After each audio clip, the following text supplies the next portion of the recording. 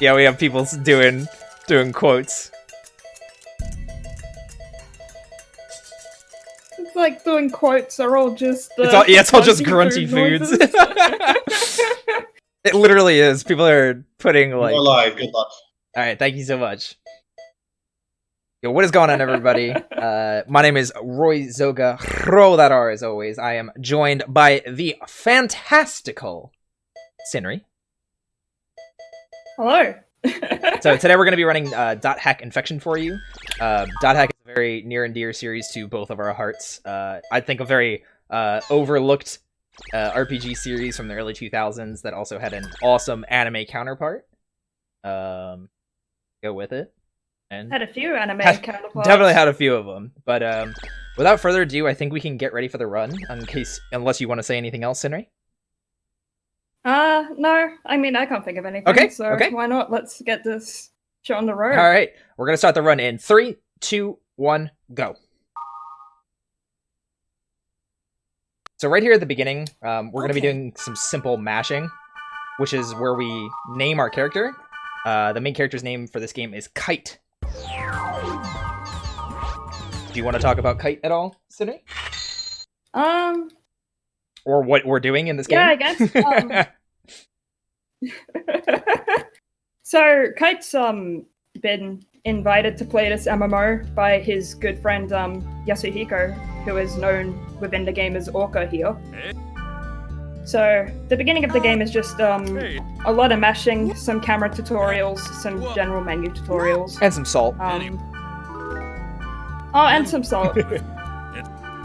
And before we both get plus 10 goblins. Yeah, seriously. So right in the beginning area, you'll see us get to the tutorial that Synrey was talking about, where we're going to be fighting a single goblin, in which you'll find level 1 for Kite is really bad. So we're going to miss this goblin a lot when we try to attack it. Go figure. The goblin itself only takes a minimum of 4 hits to kill if you get good damage rolls on it, but because Kite's accuracy at level 1 is so terrible, I think the record for it, you said you have at 25 hits to kill it? Yeah. My record's 25. Yeah, so I think my worst is only 20. And then another runner who's the only one that hasn't recorded is 21. First, rotate but the camera. other than that, combat is going to be Push fairly either the simple. L1 button It's going to be a or the mixture R1. of action-based combat You can and zoom the menu-driven. camera in or out The action by part of it is using just the going to be right moving around the analog field stick. and using generic physical attacks. Finally, Whereas the menu part of it's going to be us using an attack called Data Drain, or various other skills and magics. But the main thing in the game that we're going to be doing very differently from most of your JRPGs is data draining. Do you want to explain data draining at all? Man, how do you explain data drain? Well, we can explain it after the maybe you goblin, should wait until because I'm we going for the actually goblin. have it. Let's see how many hits this first goblin takes. 7! Oh, we got your meme!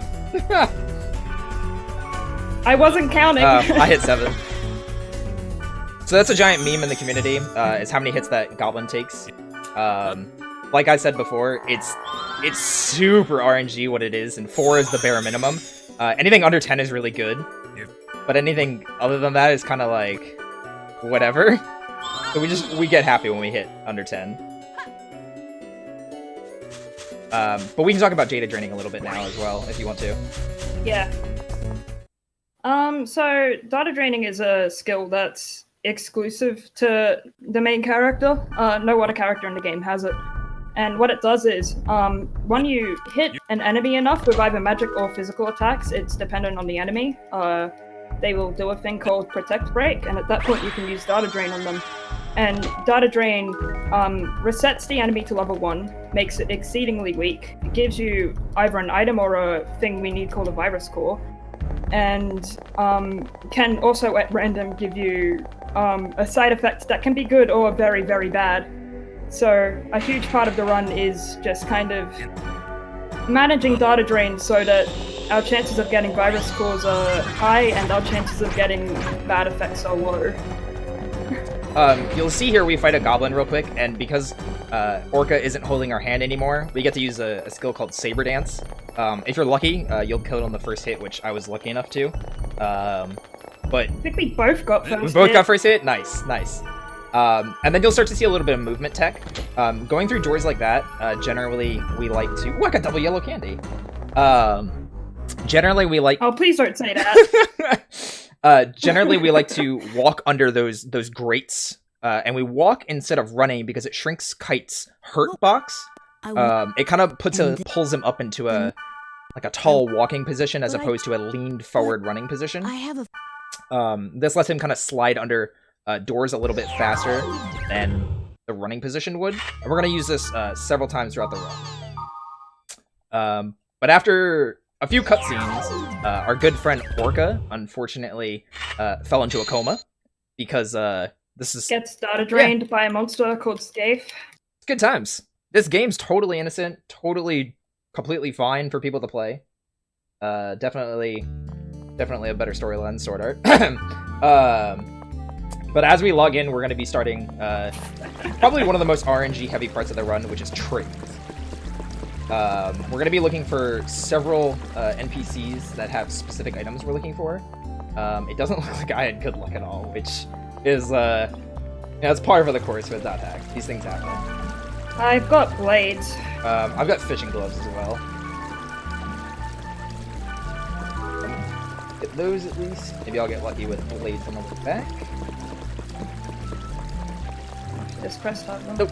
Alright, so the big thing with our first round of trades is we want to be looking for a pair of blades for Kite called Lath Blades. There's only specific NPCs that have it, whereas we're also looking for a specific glove that gives 2 defense, whether it be fishing gloves, miner's gloves, or smith's gloves.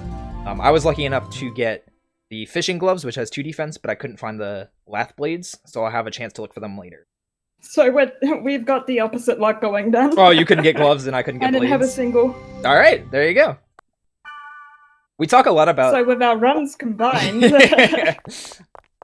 talk a lot about the run for this game not really starting until probably... halfway into it? Yeah, like halfway into it just because of how RNG works. But there's a lot of cool small things that we can manipulate in a degree to make it not nearly as bad. There are a lot of chances to get trades. The goblin hits don't matter as much. There's just a lot of small things that may seem very daunting on the surface, but when you get down to it, don't really add up to a whole lot.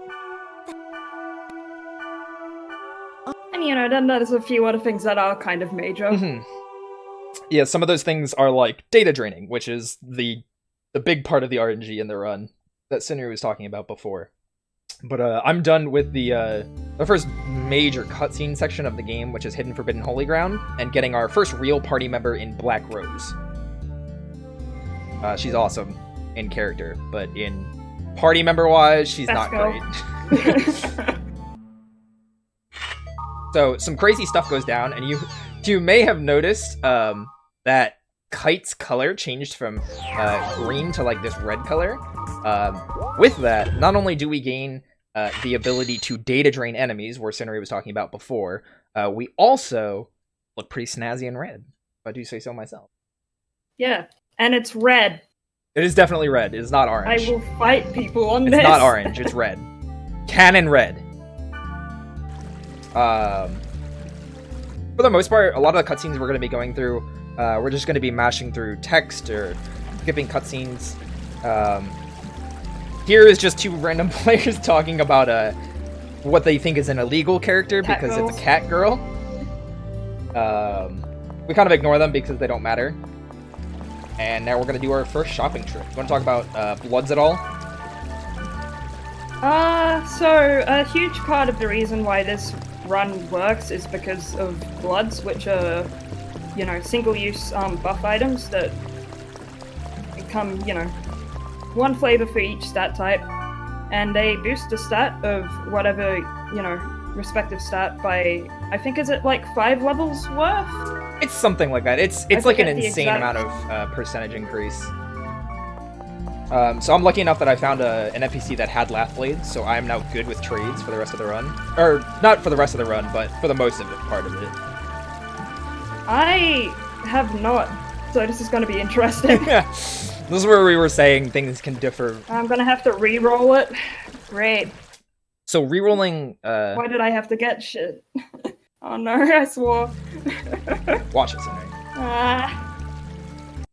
I'm Australian, okay? It's my blood. Is that what it is?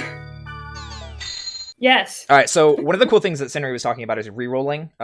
Where trades are very RNG heavy, one of the cool things that we can do is actually re-roll all the NPCs in town, or get them all to despawn and respawn, with different NPCs spawning.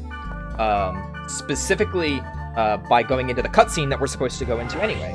So if you get unlucky and don't find anybody that you can trade with on your first trip back into town, you get another chance at it. And then again, when you log out and log back in. I got Smith's gloves in the end, but I lost a good minute there, so... Yeah. It's like we said though, RNG is very much part of the run, and the run kind of doesn't really open up until...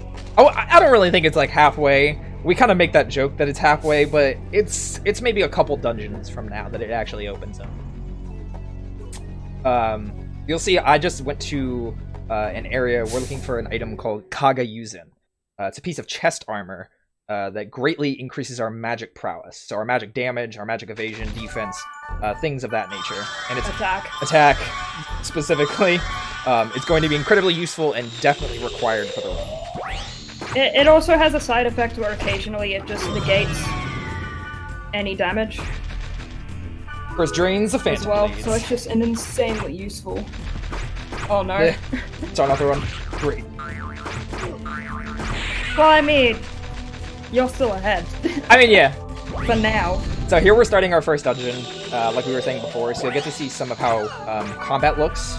You'll see us mashing through menus and attacking enemies. 0 for 2 with cores. Jeez. Oh no. Yeah, it goes. But generally we want to be looking for virus cores by data draining enemies as soon as possible. It's very important that we get cores early in the run. And the longer we wait, the harder it is essentially to get it. And the more we drain, the more difficult it gets. And luckily I just got my first 8 core. We need a total of 6 of those through the run. Do you want to explain gate hacking at all, or are you still focused on getting there? I'm still focused on getting Alright, no worries. So, the reason... Okay, oh boy. What? First encounter? Well, my first drain was Phantom Blades as well, Nice. so... Double Phantom Blades. Setting expectations high. precedence here. There you go, there you go. Oh boy. So, what we need virus cores for is this other ability that Kite gets by turning red, called gate hacking. It allows us to get into areas that are normally restricted to other players by using virus cores drained from enemies using data drain. And cool, I got a B core. We're going to need 10 B cores to the run. But A cores are usually prioritized this early on in the run. Okay, second one was an A core.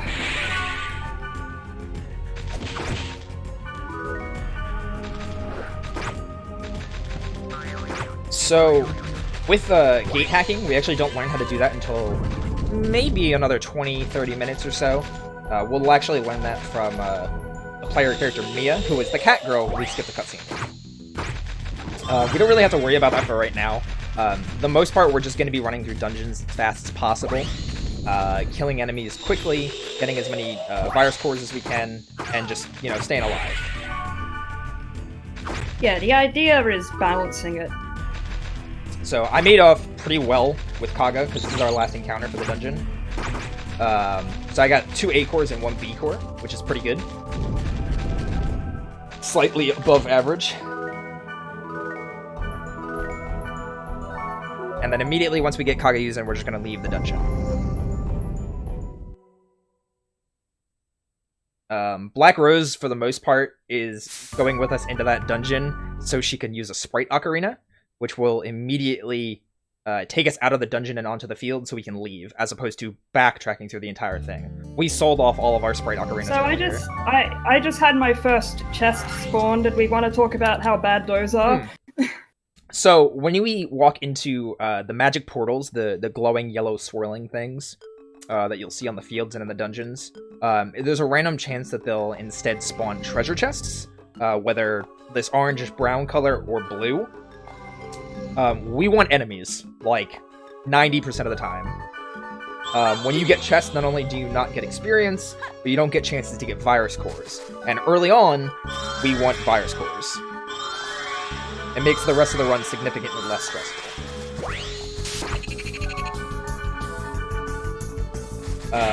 So it's very unfortunate. I'm doing the same on cores. Yeah. Wait, what'd you say? You're the same on cores?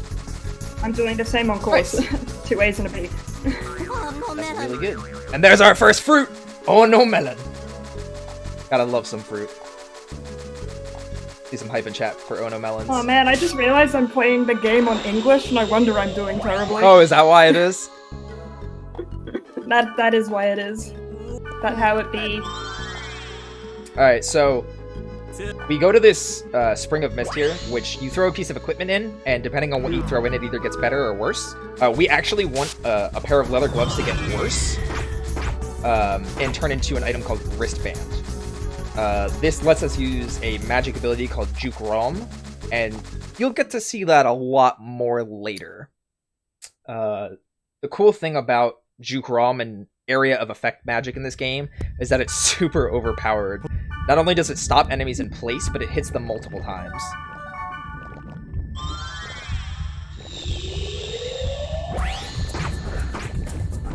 So here we're starting the first real dungeon of the game, meaning there's going to be a boss at the end of it as well. And this is, we usually call Headhunter dungeon. The route used to have this dungeon before the Kagayuzen dungeon, but we found it significantly safer. The RTA route does. Yeah. Wow, I am doing really bad on cores right now. That's like 3 portals in a row that I didn't get any. But yeah, we now go for Kagayuzen first because it makes it significantly safer. Kagayuzen increases our magic. It is also, like, once in a blue moon faster, but for the most part, if you're going for RTA attempts, you do it second. Yep. Yeah, I am 3 for 10 with data drain so far. Oh no. These things happen. Having 3 cores is at least good. Like, I'm not stressed yet. And at this point in the game, it's still early enough that it doesn't matter. I like to have 4, like, 3 dungeons from now. And I got up a need from that symbol. We were actually talking about this in practice. You can activate little symbols, sometimes hidden in dungeons and fields, and they'll give you a single status buff. The status buffs aren't always great. Oh, and there's a B core, so we're doing really well now. But the status buffs you get aren't always great because we usually buff exactly what we need. The one buff we can get in this dungeon that's actually good is Up a Need, which increases our dart, attack, and resistance. And I got Burning Oil. Nice. Good RNG. I am currently sitting on 4 A cores. Wow, that's really good. Yeah. Gotta catch up, so, you know, Yeah. cores are being nice to me, I'm guess. definitely gonna have to catch up too. Oh, I mean, I just got one of the other buffs that is somewhat useful. Oh, what'd you get? Magic defense buff. Oh, there you go, yeah. That one's really good too. So, the reason we want Up a Need or Up Darkness or Up Magic Defense is the boss that we're going into, Headhunter, has an ability called Anizat, where like these dark spikes will fly up from the ground, and it has a very likely chance to one-shot whoever it hits. However, if we equip Kagayuzen... If you're not wearing Kaga. if you're not wearing Kaga. So, that's why we go for Kaga. So there, he's using Anizat on me. And so then occasionally he high rolls and still kills you. So, I'm gonna play this safe and health drink right away. Of course he missed me with the kick, so it didn't matter and I didn't need the health drink. But hey, we like to play it safe. Please play it safe. Yeah, always play it safe. This is a marathon. 100%. We're always safe. We don't do anything risky in this game at all. Whatsoever. Never.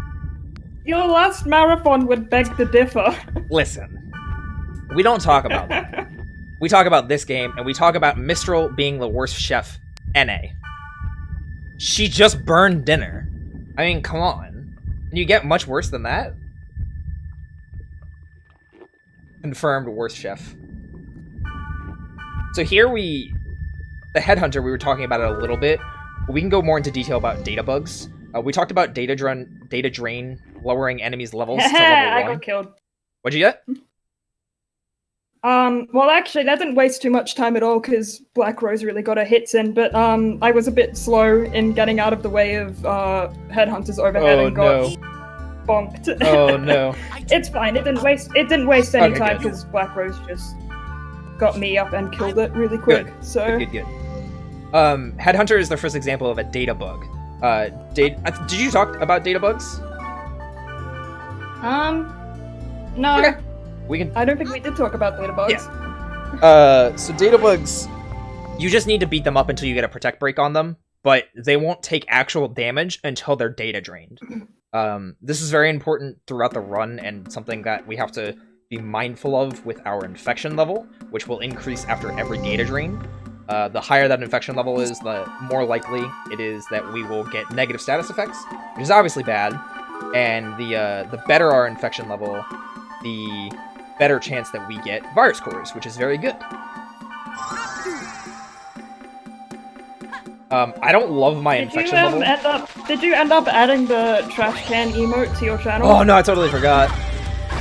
Oh, come on, man. I totally forgot. So I don't love my infection level right now, so I actually took an extra portal going into the Rockhead dungeon. That's just a kind of a precaution. We need to get to level 4 in here anyway, but I figure it's probably best to do it now than wait till I'm inside. But everyone knows the best part of Puros is his theme song. This is important. Well, I accidentally just used my burning oil, because I forgot to press up on the D-pad to swap to skills and Tiger Claws. So, my Red Wyrm boss fight is going to be a bit more tricky. Did you get burning oil? I did get burning oil.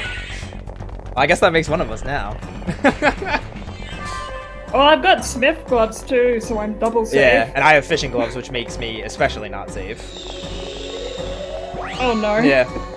We'll make it work. Please save before going in. So, we can talk about Red Wyrm a little bit. Red Wyrm's a data bug that we have to fight solo later on in the run. Unfortunately, the boss is kind of a jerk, and because data drain can sometimes give you negative status effects, it means you can get things like confusion or charm, which he hits like a truck, and he gets stronger after you data drain him. For some reason. And I haven't gotten any cores in Puros. Hopefully I can get an A core from the sword. That would be really good.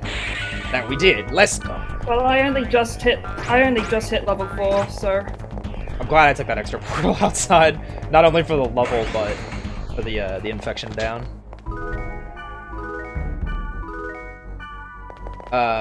This is probably one of my favorite boss fights in the game, and you'll see why. Puros, who's this clunky green mess of a player with a really high-pitched voice, who likes to call Kite he of fair eyes for some reason, because he thinks he can read his eyes through an MMORPG, don't ask. We're gonna fight this giant rockhead that he's fighting. And when I say fight, I mean cast Juke Realm once. Oh, the boss is dead, sorry. That's it. That's all we do for the fight. That was 3 drains and no cores. 3 drains and no cores? 3 drains and no cores. That's rough. I think I'm at 3 A cores, 2 B cores right now. So I'm at least not terrible. But I would say after this point is when the run opens up into less so RNG. You want to start kind of getting mildly worried about it. Yeah, this is when you want to start being like, okay, I really need to go for, cores, or I really need to focus on leveling or money or whatever else it is that I need. We love Puros, but we actually also secretly hate him. In Infection, he's... If you run Mutation, you hate his guts. Yeah, but I'm like the only person that runs Mutation, so... Yeah, because you're the only one insane enough to. Yeah, don't run Mutation. Mutation's a whole nother monster. But this game's great. Please run this game. I'm gonna keep my leather armor. You know what? I'm gonna do that. How about that? That's probably a good idea, yes. So here we're doing our second shopping trip. We're gonna be buying a bunch of healing items and a bunch of other nonsense that we're gonna be using throughout the run. The main thing we're gonna be using, everything that we bought is for bloods and for self-buffing and for areas that are normally very scary. One of them coming up. So I'm gonna make a safety save real quick because I'm about to go into the Red Wyrm area. I would hate to lose. If you're making a safety save before Red Wyrm, I will also make a safety save before Red Wyrm. I am doing that right now. I'm gonna save over my other stuff. We got save slot 1.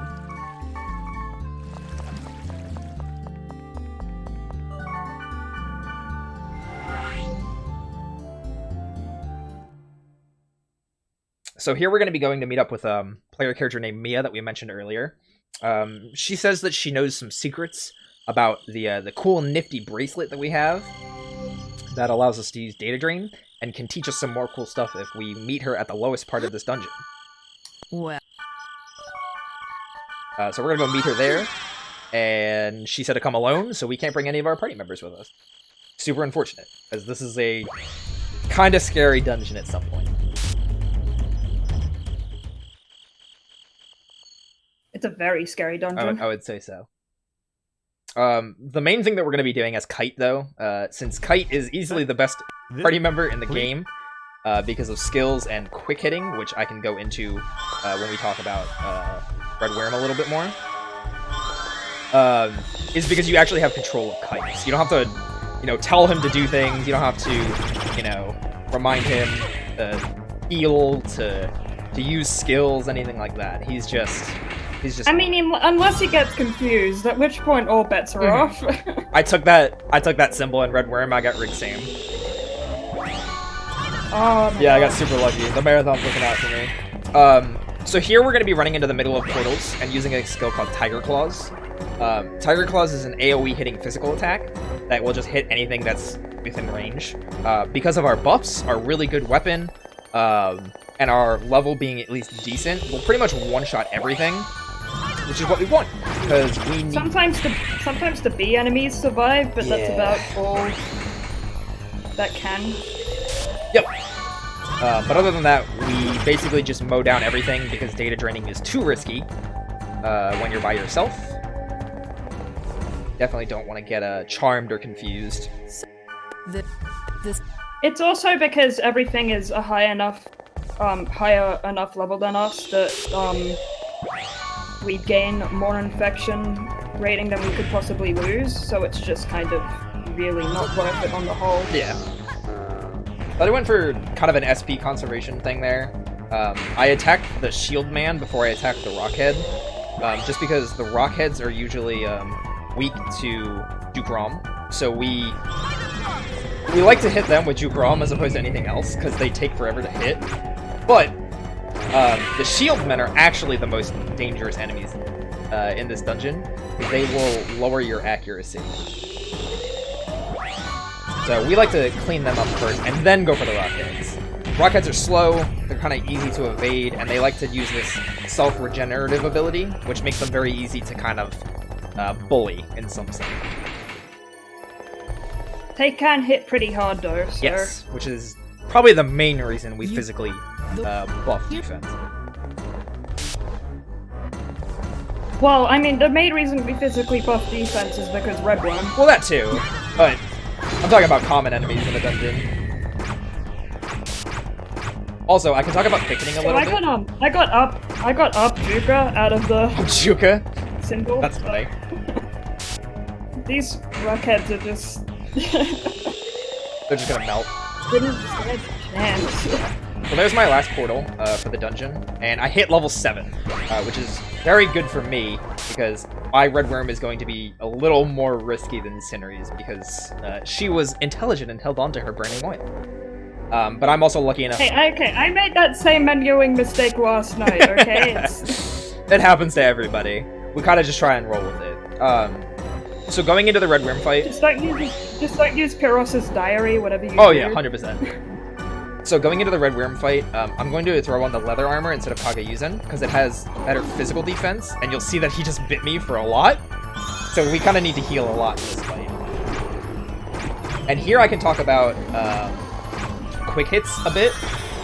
You'll see me like doing this sidestep back and forth little thing, where you basically cancel a hit of Kite's normal attack into movement, and then immediately do another hit after it. We call this quick hitting, and it crazily, that's a word, I promise, ridiculously increases Kite's damage output, which is the most important thing. So that's the thing I was most worried about, which is Fire Breath, and it did not kill me. And I am through Red Wyrm, data draining.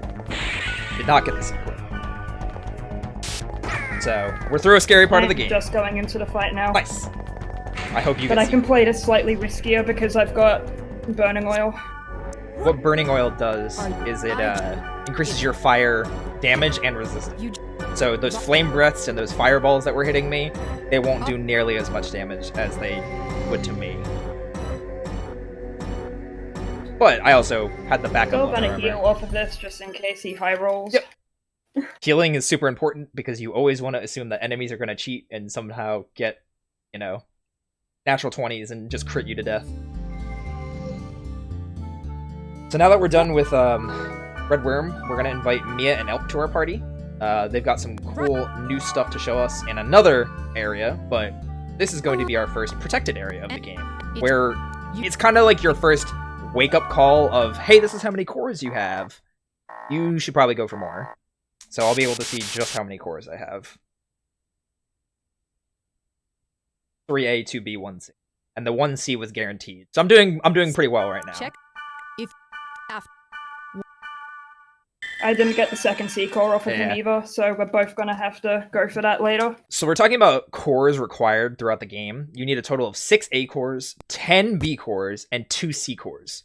The first chance you have to get a C core is that Red Wyrm fight. After you data drain him the first time, if you data drain him again right after, it has a chance of getting you a C core, which is great to not have to worry about. Unfortunately, neither of us were lucky enough to get it. So this dungeon is. He can also drop a Fire Drake mail, which is still exceedingly useful for the run because it's a 2+ defense item, and it means we don't have to go and get one later. But we want to generally be seeing the C core there.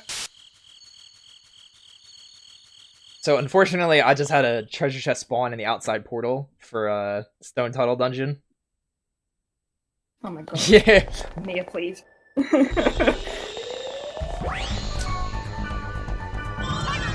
You also get to see some of our favorite enemies in the game, Mimics. And I'm being completely facetious because they inflict... Oh my god, I got leveled down. So... Oh, really? Yep, and I'm level 7. Or I was level 7. But no longer. Oh no, you got leveled down in the absolutely worst spot you could have gotten leveled down into. But I got first swing Holy Sap. I could do it. I could do it. I could still do it. So, one of the negative side effects to data training is level down, or experience down, which if it goes below what the threshold is for that level, you can level down, which is really bad. And I just got Subile on all. This is another... Oh good, I can catch up. This is another meme in the dot hack community. It's not a dot hack run until you get Subile on all, in which paralysis is cast on everybody. Or sleep. Or sleep. Moonlay, I think it's called. I forget.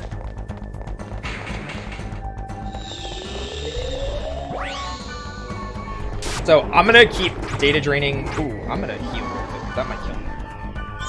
Ooh, it would have if I didn't heal. Yeah, because I forgot I wasn't level 7 anymore. So I was like, oh, I can tank this. I got Fire Drake Mail at least, but I didn't get a C-Core yet. Here's my last chance to get a C-Core. Well, the first portal I got upon entering the dungeon was 4 Mimics, so, you know, that's a thing. You're doing pretty well right now. So I got 3 Mimics in this portal. I'm actually going to opt to kill them instead of, Okay, second swing holds. That's pretty good. So I actually just killed the entire party there, and you'll see that's 100% why we don't like Mimics, because they confuse people. And Elk just for some reason didn't want to throw the required item on me. Luckily, I hit level 7 again. I don't think I have any Resurrects, which I don't. I'll throw the Holy Sap on myself. This is going to be risky. I'm going to throw Fire Drake Mail on in hopes that I can somehow survive a tornado if he goes for it. But this is significantly scarier than it should be. If you've got the high defense items on, you should survive a tornado. So I'm gonna see what he does. Going off of He's going for it does around 100 damage. Orchid Dance, which killed me. He high rolled twice on Gyandan. Scorpion tank, please. Oh no! Yep. So now I have to restart from Red Wyrm, unfortunately. That sucks. Like I said. Well, I mean, you'll catch up because I'm playing awfully today. See how it goes. I will do my best to catch up. Hopefully this will be right in line with estimate. And I'm not level 8 yet, so...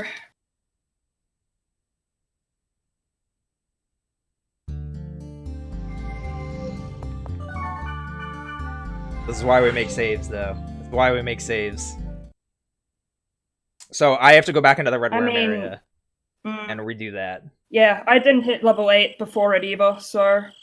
I mean, I barely hit level 7. I still... I'm gonna have to do... I can't believe you one-shot. Yeah, I'm gonna have to do slow strats on Tuttle. It's so, It's so unlikely that he double high rolls there. Especially with my defensive items.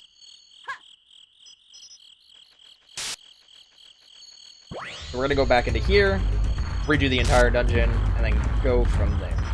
We'll see what kind of luck I get. Maybe I'll get better luck with the C-Core.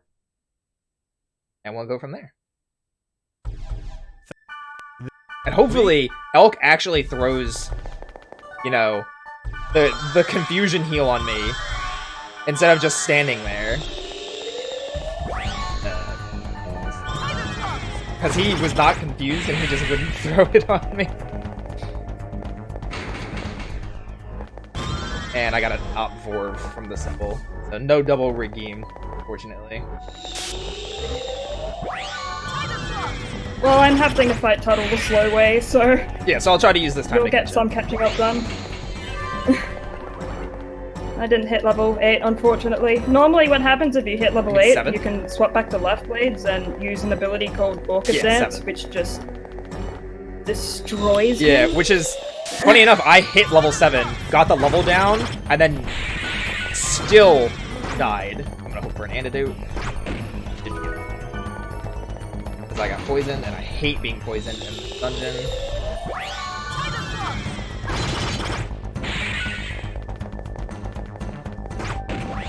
And now I'm gonna do another safety save because this next bit is terrifying. Oh, did you kill? Done, Tuttle? Yeah, Tuttle's down. Alright. So you'll see that I'm starting to break some skeletons. I really want to get rid of this poison, because I'm going to be taking a lot of damage from Red Wyrm, and I really don't want the poison to be taken down during it. Normally I ignore poison. Yeah, Red Wyrm is... But because I'm a... the one point in the game where poison is bad. There we go, I got the antidote. I'll use it when I get closer to him. Treasure chest. So now I'm just doing some board stuff to trigger a cutscene that triggers some more board stuff that lets us, you know, trigger an email that lets us go to the next server. Yep. So it's just a lot of cutscene and board small things for a few minutes here. Yeah. But luckily I hit level... I have a split. Good for that. I have a split called There's a Cutscene Here because I always forget about it. Oh yeah? Without fail. I've been pretty okay with remembering it recently. There were a few times where I was like, oh yeah, cutscene.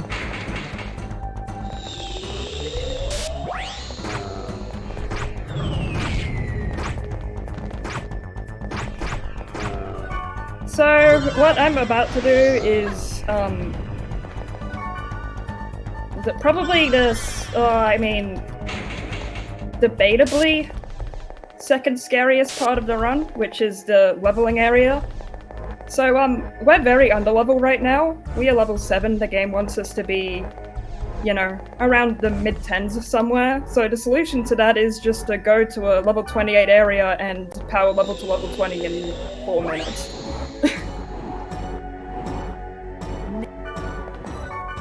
So in case for some reason Red Wyrm decides to high damage roll me, I'm gonna safety heal going into the fight.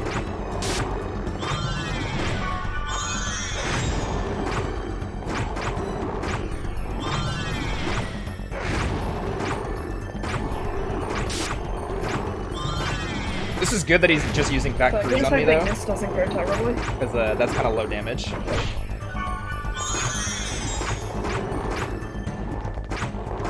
Yeah, so this section is incredibly scary. What's the scary part? The leveling Oh area. yeah, 100%. Level grinding area is unfortunately one of the times in the run that we can actually lose it again. We're talking about like scary parts of the run. We can lose it, and a lot of the time we can lose it in a way that we just kind of can't do much about, because we still need to be doing data drains in this area for, not for cores, but for a specific weapon we need to finish the rest of the game with. Yep. I, So I just cleared Red Wyrm, but I did not get C-Core. you just So it's a little rough, a little sad right now, a little sad. I'm gonna hope things go well. I'm gonna hope that we don't get the minus 400 EXP, and hope that I can catch up to Synrey. Luckily, we expect deaths like that, which is why we make safety saves, especially for Marathon.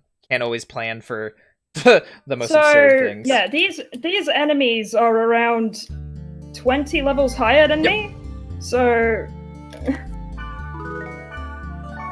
I'm also gonna make another safety save going into Stone Tuttle, just so in case I get, you know, completely annihilated again, I can at least start from Stone Tuttle, and I'll save over the save.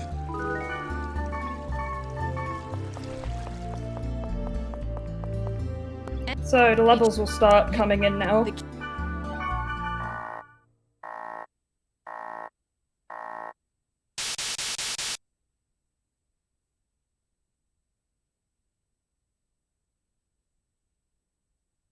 So one of the cool things about the leveling area And I don't think is we Yeah. have this map you go.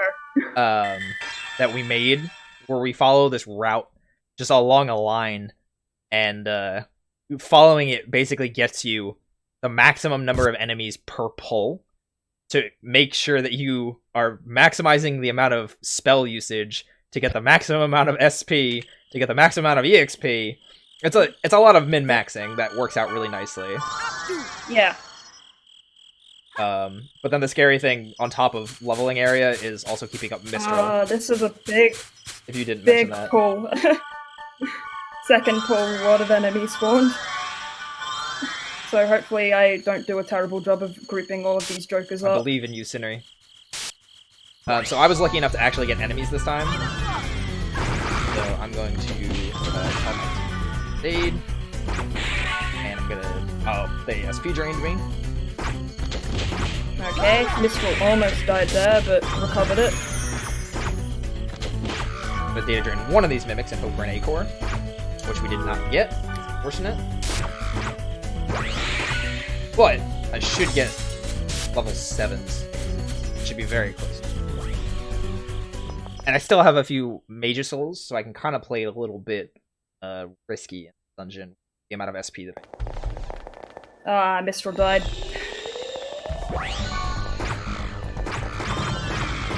So on the decently likely occasion Mistral dies, all is not lost. You can still kind of get away with it, but it just kind of helps with crowd control,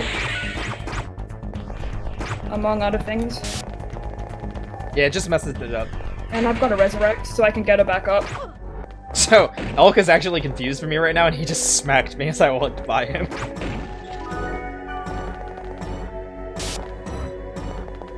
So here I'm going to be looking for an item called Holy Sap. We kind of mentioned it earlier, for Stone Tuttle.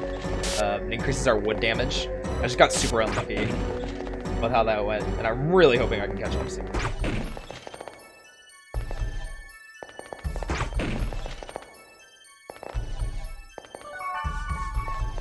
And of course our I party do members love hate me us. some enemy aggro rangers. Yeah, they get like super aggressive, like super easily.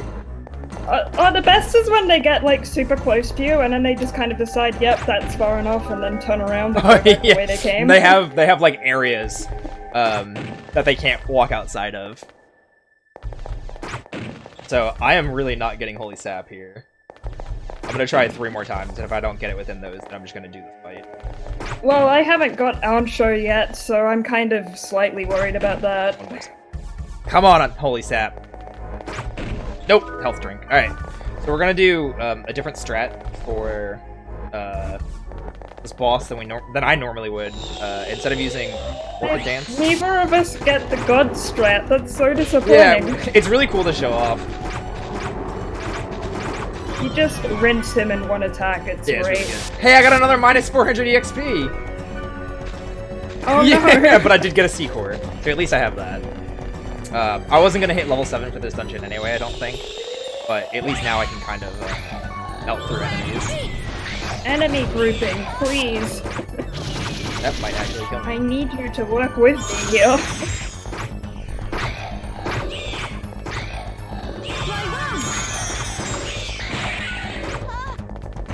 The other funny thing about this run is you can kind of see how useless Mia and Elkar in terms of damage on some of these enemies. Purely because, like, I told them to use skills, and you could see how little they did.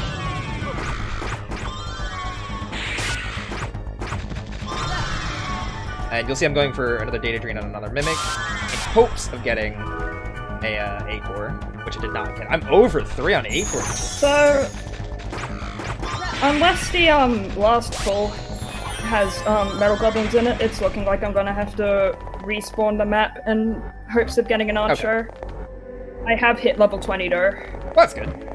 Which is early because I haven't done the third pool yet. So, I didn't hit level 7 for this boss, so I can't go for So I might end up over level, which I'm not sure how I feel about that. Over level height, clearly.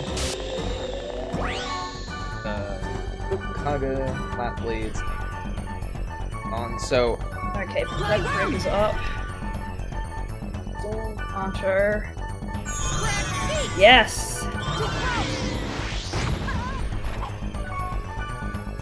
Good. So, I bought some spare magic bloods, just in case this happened, so I should be able to do more magic damage to him. Plus, I'm using his weakness, so it should make this fight a little bit less ridiculous. So the reason we get Ancho is so we throw it into this spring here and trade it for a Hell's Gate, which is the weapon we will mainly be using for the rest of the run. So Tetsu and Life Blade still get some use for the next 2 dungeons, but after that we just swap permanently out to Hell's Gate.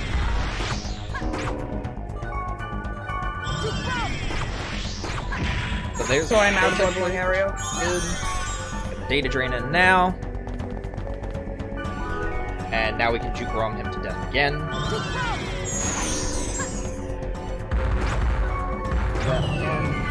A bit, please. Nice. Alright, so that's Stone Tuttle for me. Luckily, no mishaps this time. And I got a C-Core, which I honestly wanted more than the A-Core. My core situation's fine. My money situation's fine. And now I'm going to be chasing after Synrey into the level grinding. So this next area is basically ridiculously good for cores. Because we're so over-leveled now, enemies do not increase our infection rating that much, and, you know, so how infection works is that you gain more or less of it depending on how higher level or lower level you are than the enemy you're data draining. And if you're 4 or more levels above an enemy, you get minimal infection rating up. So we just use this dungeon to catch up on cores because we can basically get away with data draining almost everything in it. Yeah, it's really good for grabbing A-Cores too, because you'll find a lot of laughing grass or smiling grass. I never remember. Isn't it hungry grass? There you go. I didn't even remember them right. Yeah, so they'll usually spawn in groups of 4, which is really good. It gives you plenty of chances to grab A-Cores, which is super nice. And because of the level you'll be at coming out of grinding area, you'll be able to one-shot Protect Break them, which makes it super easy and super fast to do anything. And they also drop Frost Bracer, which is Makes the run a little bit safer. surprisingly useful item because it just kind of makes an enemy that can spawn in the last dungeon a little bit less completely terrifying to deal with. Yeah. We'll talk about that more later when we get into it, but assume Frostbracer is good for now if you see it at least once. Or only once. Any more than Okay, that's not I got great. C cores. Nice. C cores are done. Sitting on 5 A cores. How many B cores do you But have? I've only got 1 B. Oh, so I have one more B than you. You- But you have 2 more A than I'll me. be-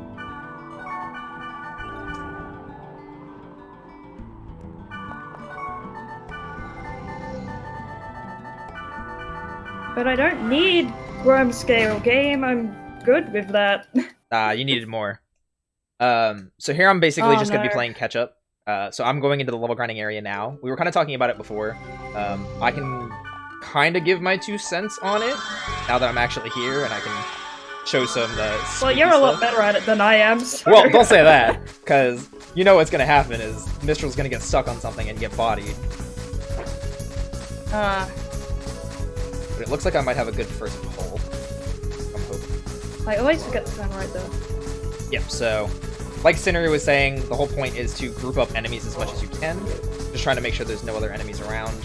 That way we can get them into kind of like a group, we can mow them down with magical spells.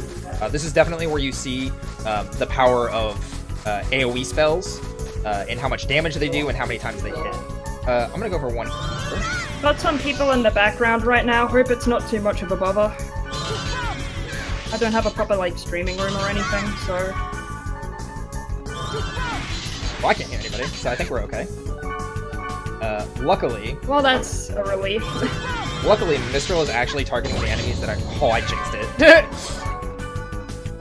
She stopped targeting what I wanted her to target. So, Mistral Okay. has a wide variety of spells she can do.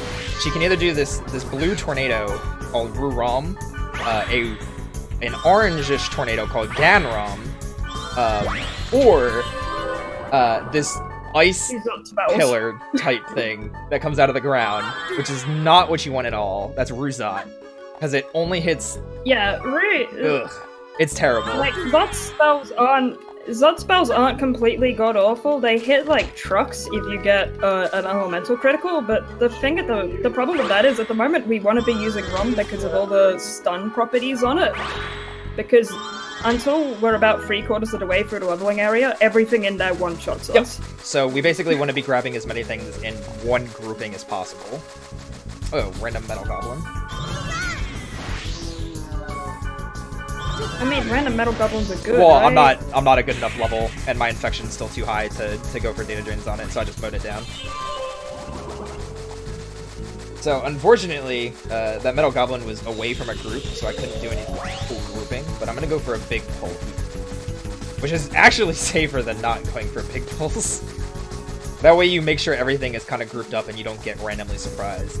We used to have a different level grinding area that had these bees, and then there was this ongoing joke in the community that they were ninja bees because they didn't make any noise until they were already killing Oh you. my god. Ninja bees were the worst. Yeah, the old level grinding area was a trip. Yeah. It was definitely something to behold.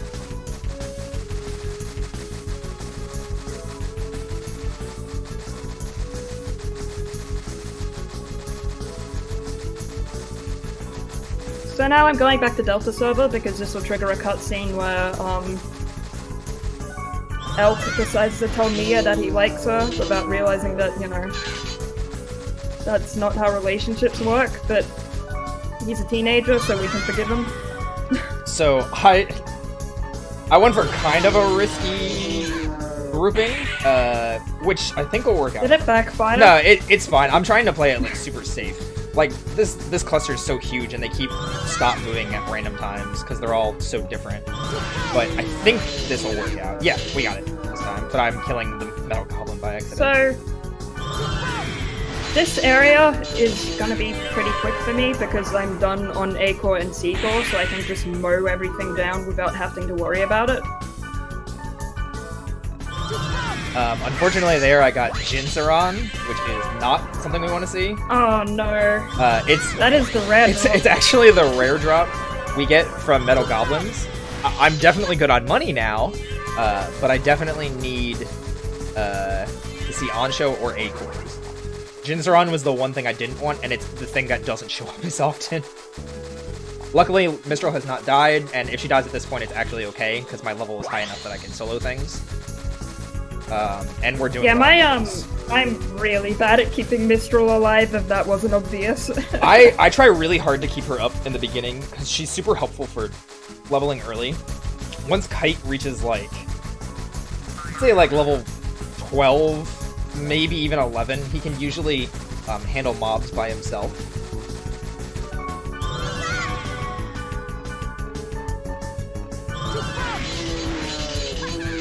So again, we're just gonna be grouping up. Yeah, the unfortunate thing with Dot Hack is that CC2 doesn't actually own the IP. Bandai Namco does, and Bandai could care less about this franchise right now because they've got so many similarly veined, more successful ones. So it's unfortunate, but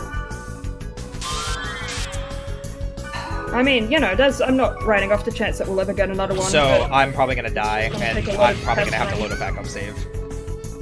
I got Suvile on all.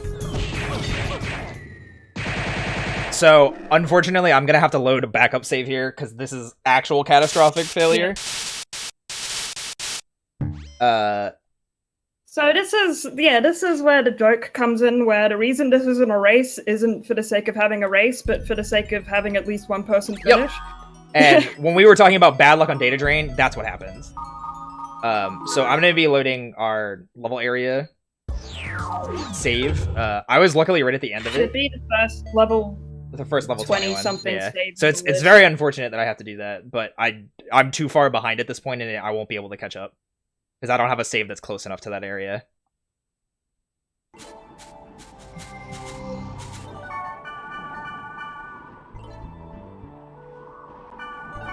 Alright, so right now I'm going to be going into let me just make sure I have all the equipment.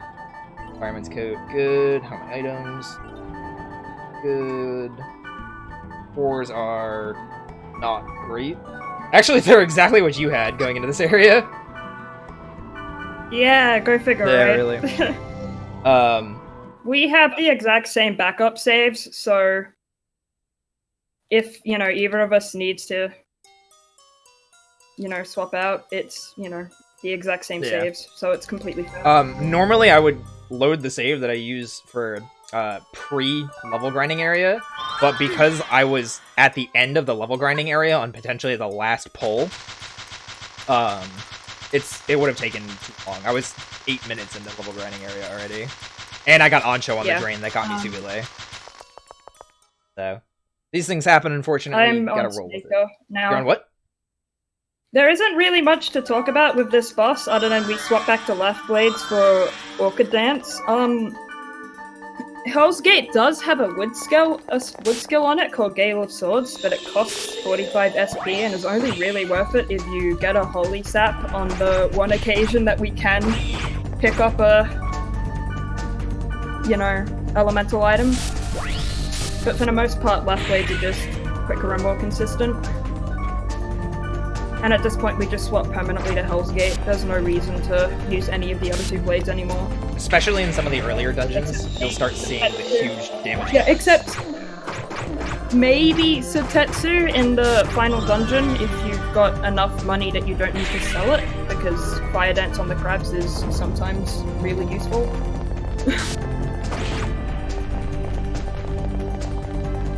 So I'm over 2 on C-Core drains.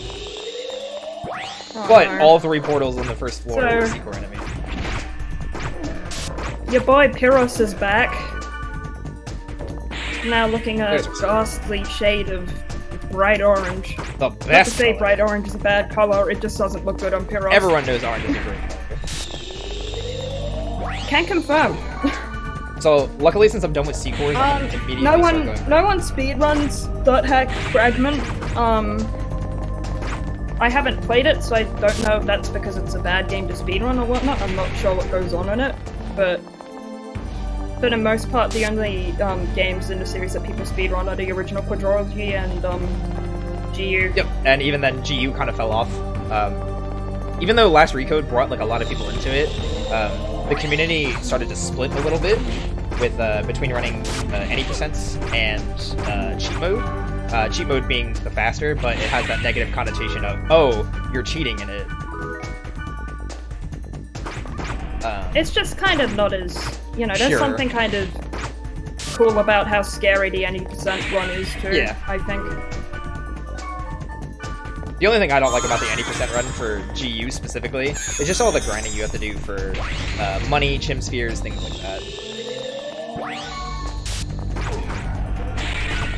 So I'm gonna be taking this extra portal out front of the Puros dungeon just for sake of cause.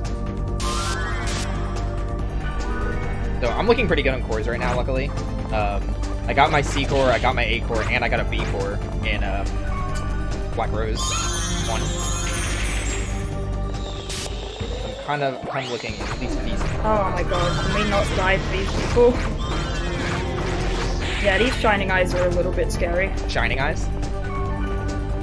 Yeah. If they just kind of decide to go ham with the dark magic. Yeah, definitely.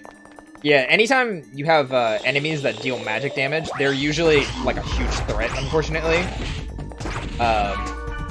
Yeah, unfortunately, because 90% of the time we're running with at least one, in quotation marks, heavy class in our party, and heavy characters have ridiculously good, physical defense, but, you know, really bad magic defense. So they just get completely bodied by any form of magic. Yeah. So Black Rose is also considered a heavy. Her class is Heavy Blade. So that's where she gets her consideration in that. And then Puros being Heavy Axeman is also heavy,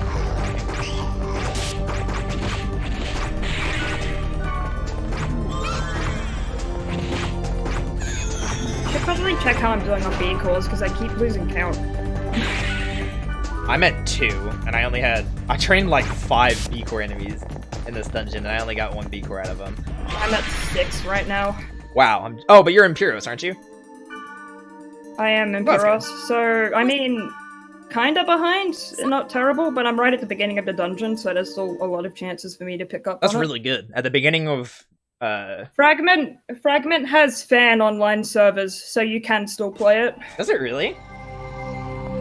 Yeah, it does. I have a couple friends who I play had no it. idea. Never got to play it just because there weren't any translations and it never came to the US. So I was, at the time of its popularity, I was. Oh, I not didn't even- have an Ethernet. I still don't have an Ethernet cable for my PS2, so I wouldn't have been able to Yeah, play exactly. it anyway. Exactly. So, Puros 2, there are 4 treasure chests split up across the 4 floors, and we have to pick all of them up to end a dungeon. But we purposely skip the one on B1 because it's just faster to sprite Ocarina out and then go back for it, because the dungeon just automatically ends once you pick up all 4 chests. Like, we don't have to walk out or anything. Yeah. And it's funny, we actually ended up timing it, because me being the non-believing type of person that I am, I challenged it, and then we timed it, and it ended up being a few seconds faster. It is absolutely faster. It's mostly because of loading times between walking in and out of rooms. Loading times, and it also lets you get the God statue on B4 without too much time Yep. loss. Plus, you're gonna have party members with you anyway, so using a sprite ocarina is optional.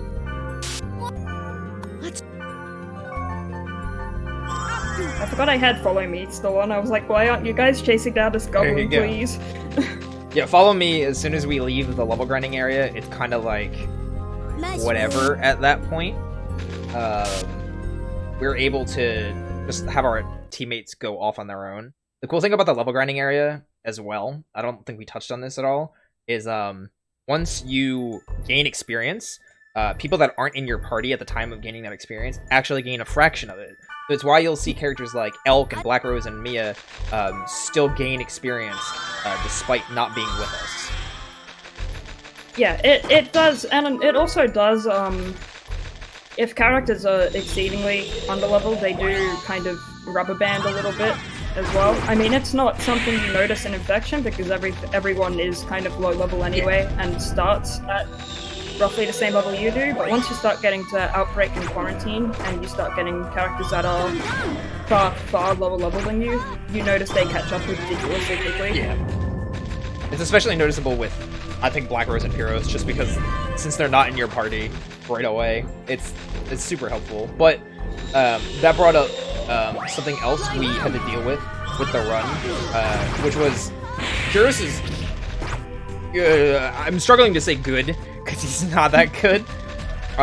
He's not good. He's not. He's honestly one of the worst DPS characters in the game. Just because he has slow auto attack, his weapons are bad, his stats are bad against magic and status ailments, things like that usually.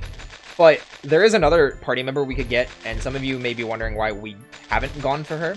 Her name is Gardenia. She's a long arm, which is actually the best DPS class in the first 2 games at least. Because hey, double grunt doll out of Puros 2 chest. Hey. Great figure. But long arms have the highest auto attack speed, and thus they do crazy amounts of damage even without using skills. Ridiculously good. Yeah, they're super good. Yeah, the problem with Gardenia is the side quest that unlocks her isn't gained until after we finish the leveling area. Yep. So the amount of time we have to dump into catching her up just isn't worth it. Yeah, and that's where it comes back into the rubber banding thing. You don't notice it enough in Infection for it to make a difference, which is unfortunate. Ooh, I had task strats for Killer Snake. And the reason we use Puros instead of taking in, say, Elk or Mistral is because Skeith breaks slower. Like, he's got far higher magical resistance than he does physical resistance.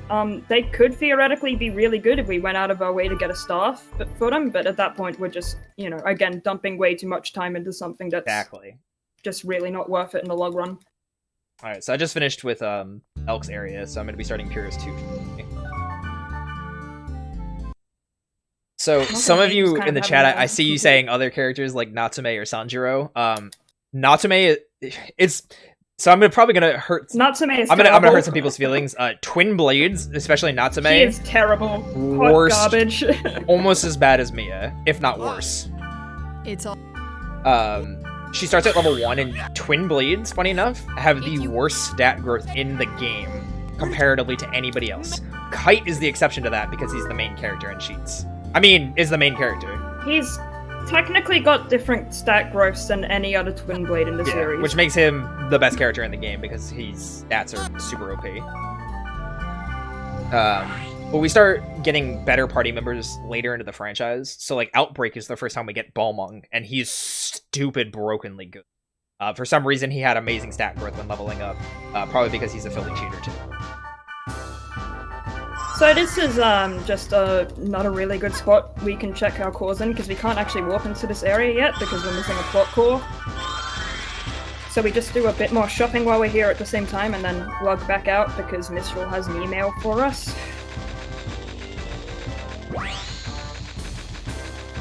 And I'm starting Puros 2, and I only have 2 B cores, so I'm going to be draining a lot, and I will probably have to hit the level grind at some point. Or the not level grinding, core grinding.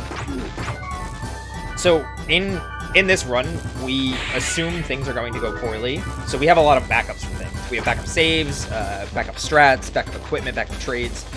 We even have a backup core area where we can data drain enemies specific. B cores are usually the core that you don't have the most of. Yeah, B cores generally tend to be the one you end up being short on, just by the nature of needing that many. Yeah, so I'm at 3 out of 10 right now. You have a window for getting all the A cores you need, but you run into more A you core also enemies than you need do B four core less, enemies, though. early on, yes. If you don't have all of your A cores by a certain point in the game, you're gonna start having issues, though.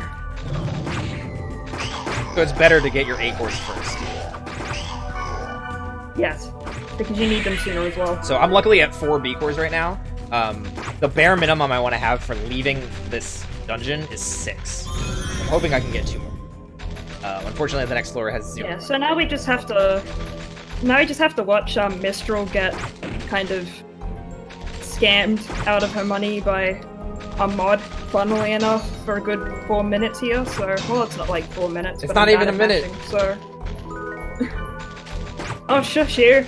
Yeah, it's funny. And then he tries to sell it to Kite and just keeps taking digits off the price until he just up and out gives it to us because he's a mod and he's trying to stop us from hacking, but our hacking is so good that mere mods can do nothing to stop We're us. too strong to be stopped. It's funny too. The book you get it's Book of Iron, right? So we got a book earlier called Book of Law. We kind of glossed over it because it wasn't very important with what was going on. Yeah, we don't use it. They're key items. Literally all they are is the mods trying to delete Kite as a character because they know he's hacking. But because the bracelet is such a strong entity or thing, it prevents Kite's character from being deleted. So every time you see like random NPCs giving you things, it's like a mod trying to delete you. The bracelet is basically higher up on the pecking order than even the mods are. So, I didn't realize that I got Holy Sap out of a pot, so I broke the next one, and then I got another Holy Sap out of it. I mean, back up in case you die in Chosen Hopeless Sure. Nothingness, man. It sounds fine to me.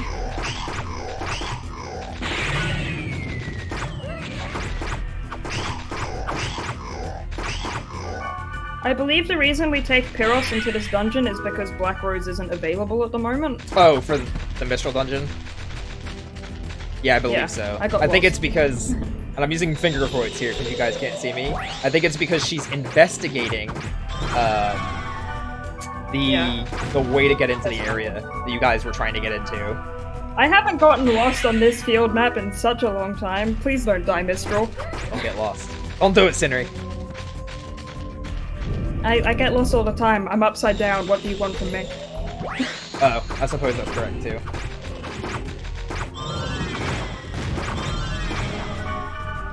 She just died because of poison tick. This is great. So I'm actually doing not terrible on B-Boys right now. I'm at 6, which is the bare minimum I want to be in this dungeon. And I got an Ice Hunter cap, which is the hat piece we actually want to get. Yeah, the mage still. So I am not doing garbage now. Despite being super far behind Synrey because of 2 deaths. But we're not going to talk about Okay, so... Menias are actually the worst enemy in this entire game. that. Next to Moot Guardians. And debatably the worst enemy in the whole goddamn franchise. I would venture that guess. Do Menias suck.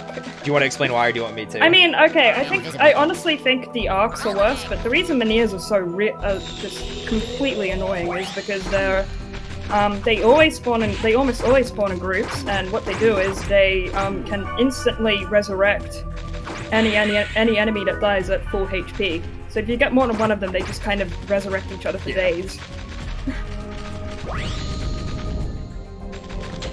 Endlessly. And of course, we run into them in the hardest dungeon in the game, which is the last dungeon.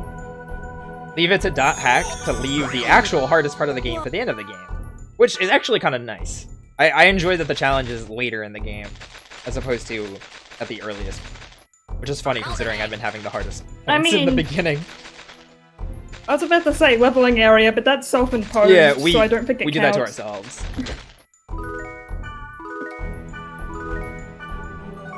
I'm gonna take an extra portal outside of Puros 2 in hopes that I can get an enemy with a B core.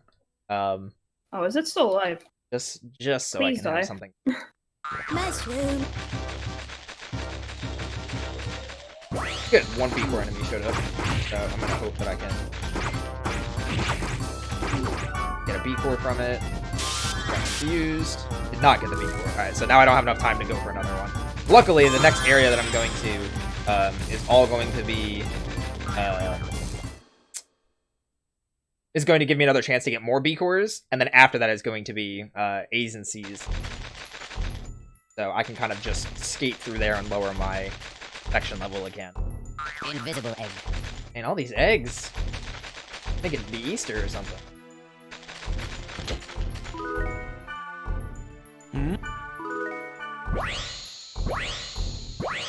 How are you doing core-wise? Last I heard you had 6 B cores.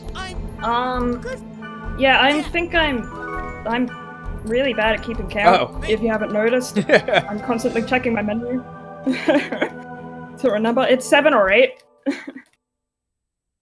Hear that? I hear that. But I'm just coming out of Mistral's dungeon Got it. now. So you are now a dungeon ahead of me. Yeah, a lot more if I didn't have backup scenes. Yeah, well, that's why I made them. Yeah, and that's why we discussed them beforehand too.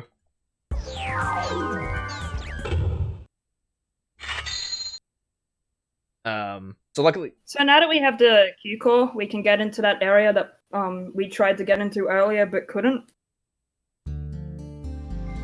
Yeah, so that's gonna be what area is that? I don't even remember the name. I honestly forget. It's just the one with the really scary looking dungeon entrance. Yeah, so we can talk a little bit about dungeon entrances in this game, and the one that Synrey's about to go into, bar none, is the most creepy and terrifying looking thing in the world.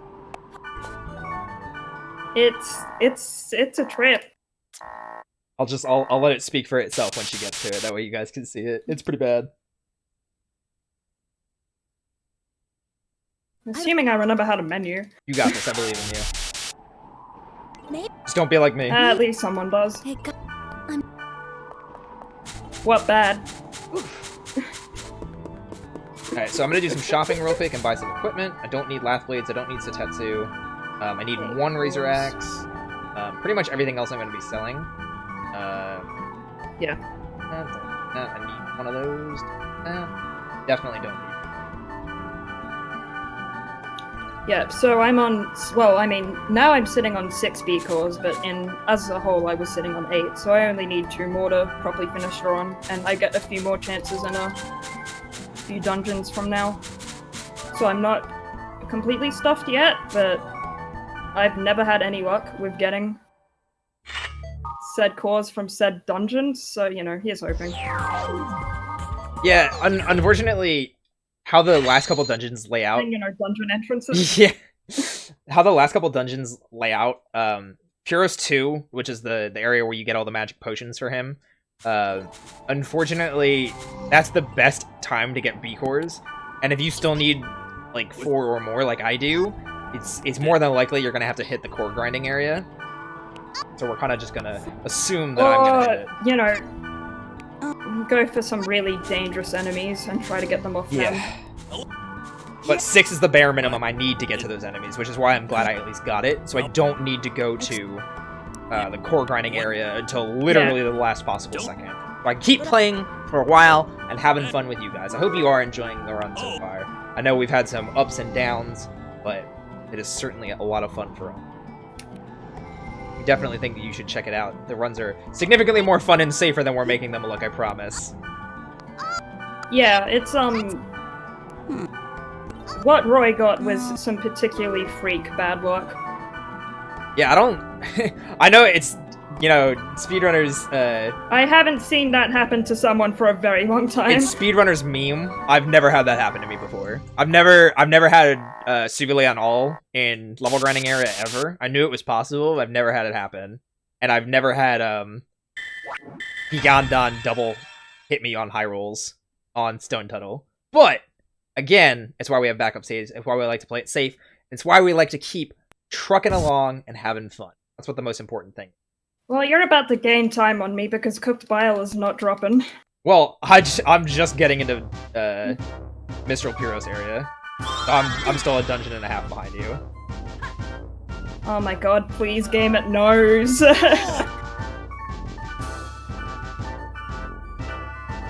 Far out, and like that was 2 room refreshes without even an item drop. That's important. So This is, yeah, I have not seen luck this bad. it's marathon. It's bound to happen, you know?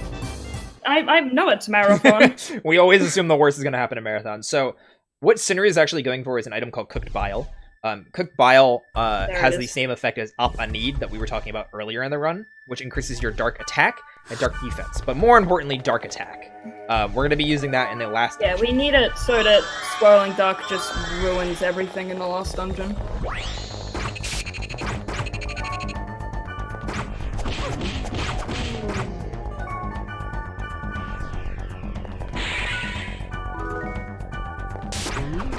So this is just kind of a bizarre room out of the game's spec with a bed and a ton of bears in it.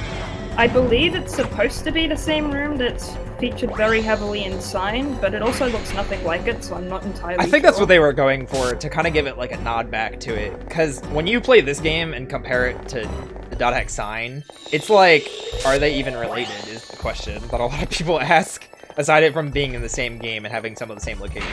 There's a lot of like... It's one of those things where if you go back to Sign once you've finished the quadrology, it's like everything just kind of makes a lot more sense. I got double menhirs here, which is pretty good. But I didn't get a B core from one of them. So I have to go for the other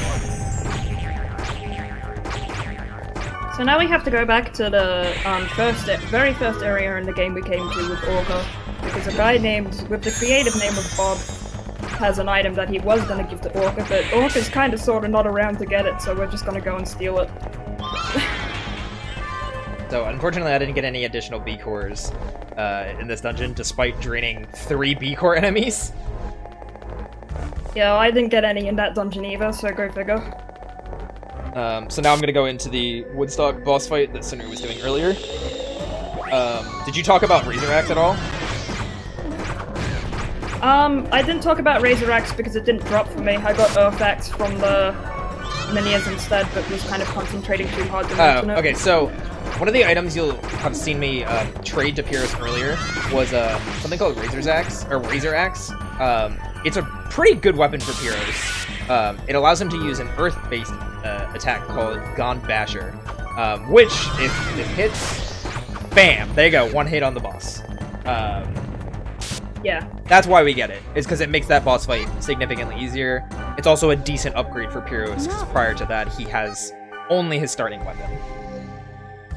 What am I doing on? I'm gonna go buy an extra Hunter Blood real quick. The problem with Razor Axe is that it's a data drain drop from the Guardian enemies that we went into in the area directly after level grinding. So it's like, it's basically, it's just not guaranteed you'll ever get it, which is why the Earth Axe is a semi-decent backup, because you have a little bit more time to get it. And now I get to go into Black Rose's area, and luckily this area does not have any beacons. And the reason we... I get to lower my infection. The reason we trade it is so we can get an extra yellow candy for money's sake. Money is very important in this run, because we need to be able to buy our bloods, We need to be able to buy a lot of things to make the final dungeon survivable. Yeah.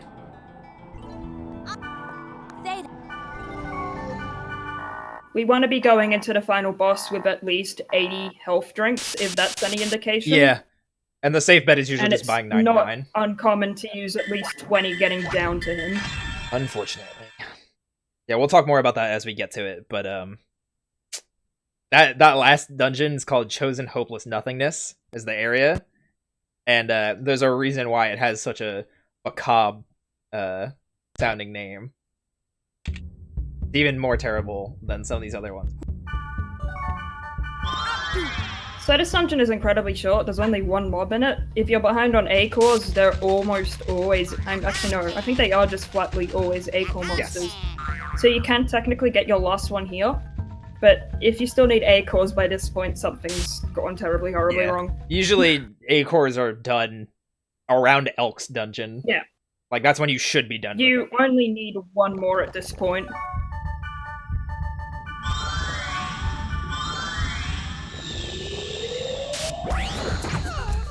Yeah, if you wanna, like, I hate to kind of, you know,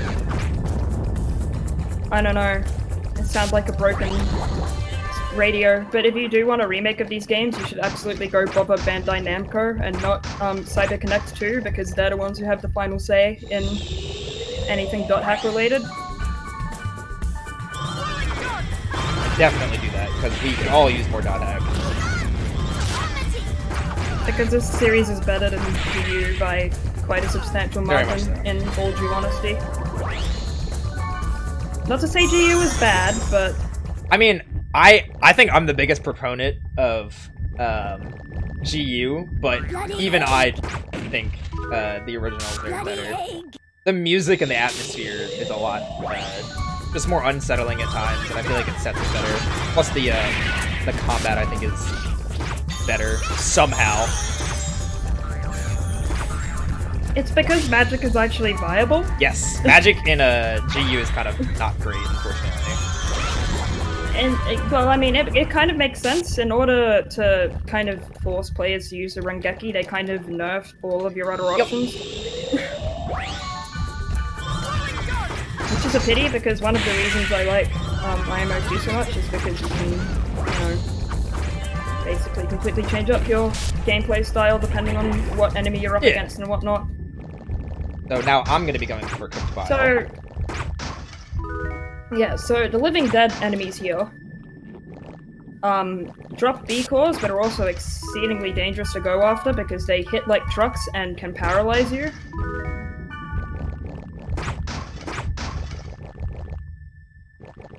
Oh, please, no double hellbots, why? Oh, I got cooked bile. It only took me like 2 tries. What? The downside is that I'm still low on Brag beat about it. cores. Yeah, I'm still too short, and that was 2 drains on Living Dead. Well, I'm 4 short, so... Oh It's boy. part of the run. We were talking about earlier that there's a core grinding area. Obviously, it's not fast, but it definitely makes it so you can finish runs, which is the most important thing. It's honestly, like, if you're only a handful short, it's really not that slow going for it. You're probably only going to lose 2 or 3 minutes at most. If you get lucky. Like, I've had PBs that have had core grinding in it, but it's still kind of just something you really don't want to do on Most principle. definitely. I think it's also worth mentioning that the closer you get to like more top times, you'll notice Top. you'll notice that the RNG doesn't matter nearly as much as you might think that it does, and it matters more how good your execution is and ability to react to different situations. So I mean, not to say that the top 2 times aren't completely godly in terms of RNG. But I'm saying as you improve more, the more important thing is that you are better definitely. at the game comparatively. A brick wall I was running into for the longest time was simply I was not mashing fast enough.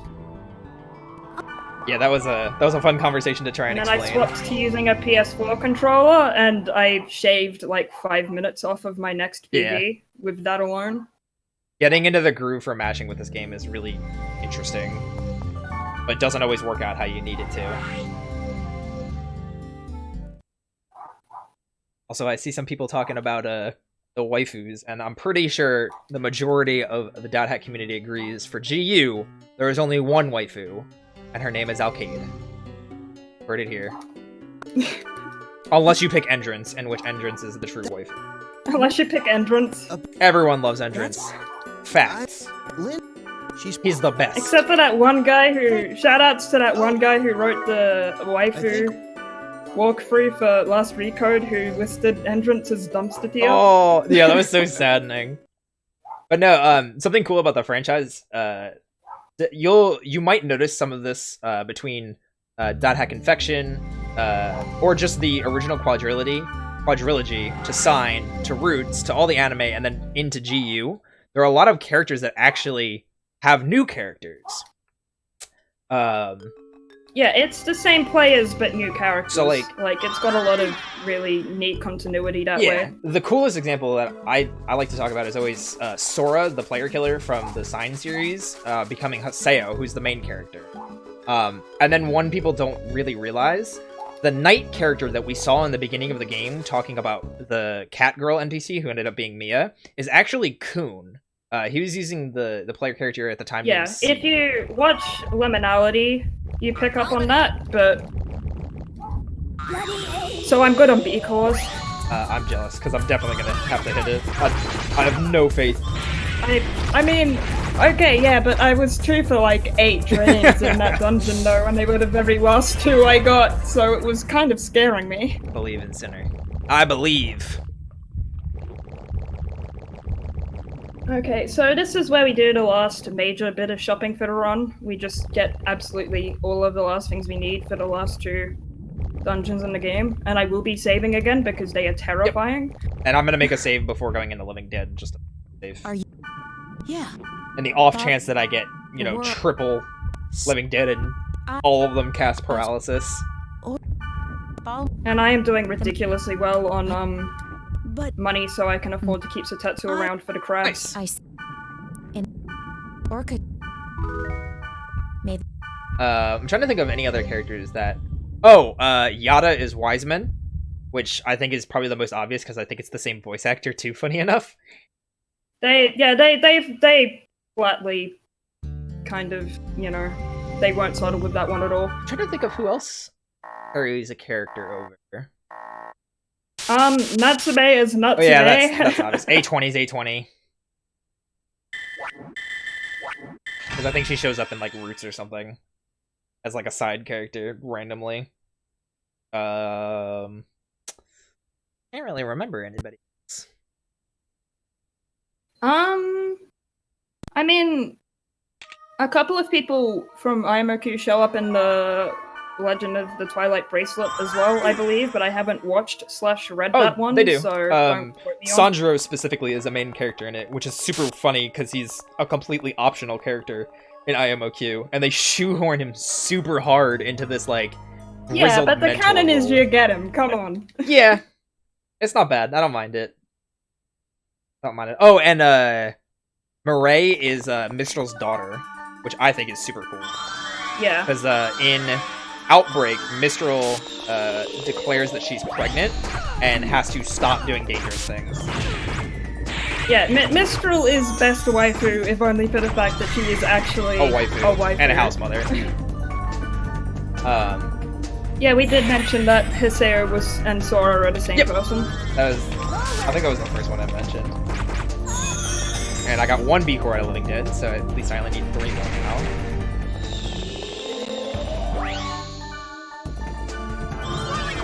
Now this is the second scariest dungeon in the game. Armor Chogan.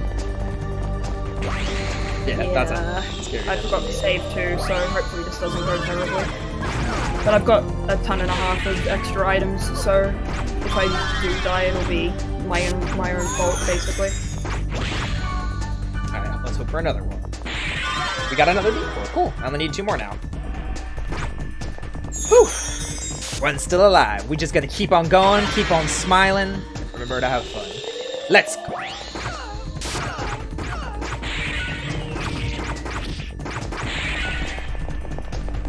Luckily, I'm also level 22 by this point, which helps out immensely with some of the enemies later on. It might even push me over to level 23 by the time we get to Chosen Hopeless Nothingness, which is really helpful. Extra levels are just good. There's no downside to having extra levels at this point. Yeah. At this point, no. It can be somewhat of an issue earlier on because you want to be draining your cores, and at that point you're running the risk of just one-shotting stuff. But at this point in the game, you want to be over-leveled because it just makes things go quicker. Oh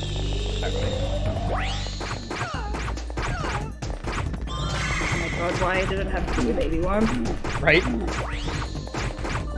You're not gonna say your meme? I can't play Mass Destruction right now, I'm sorry. Probably the wrong RPG too. I mean, it's relevant, it's an RPG. Sure, let's go with that. So I'm gonna be coming up on the end of the Living Dead dungeon. This is my last portal. Unfortunately, I didn't get all the B cores that I need. I still need 2. There's still 1 more dungeon that I can get them from, but more than likely I'll have to hit the grinding area. Yeah, the problem with waiting until the very last dungeon to go for B-core grinding is that there are only 3 portals in it, and armor shoguns are not a guaranteed spawn. Yep, and even when they are spooky. They are scary. You kind of don't want to see them almost. Yeah, they're frustrating because they're considered B core enemies, but their damage output is like C core enemies. And if you get 3 of them and they're all targeting the same character, that character is probably dead. They hit like a truck, and they multi-hit as well, so...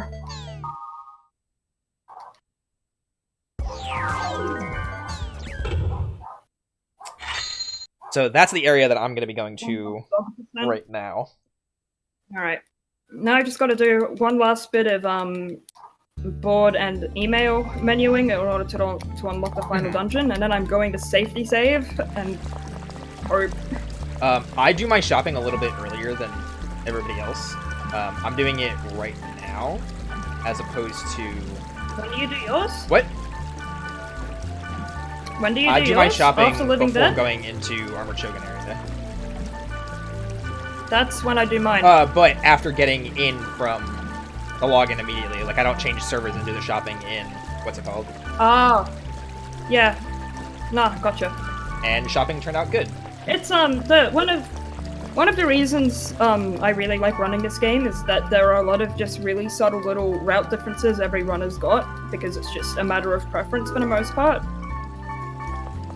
And if it is slower, if like one person's route is ever so slightly slower than someone else's, it's so negligible that it's really not that much of an issue. So one last safety save, because this final area can be exceedingly dangerous.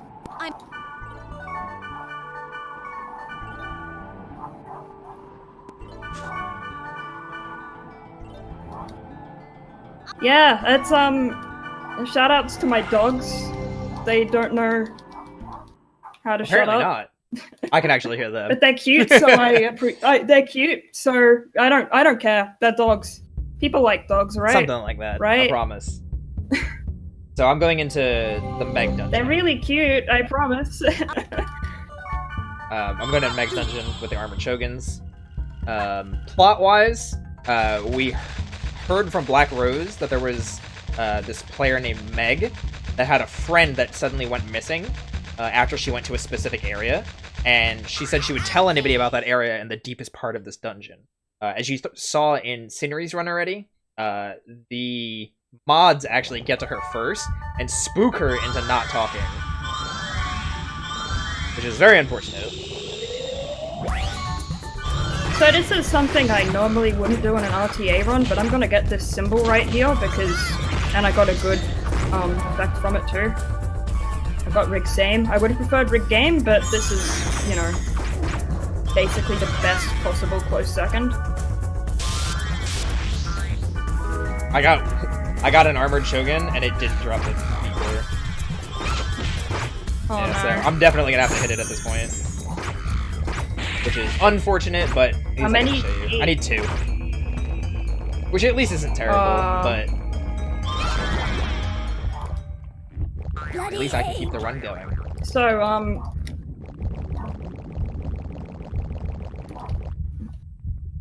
More of a cat person myself. if this doesn't kind of speak for how incredibly terrifying this area is, I am using a lot of buffs right now.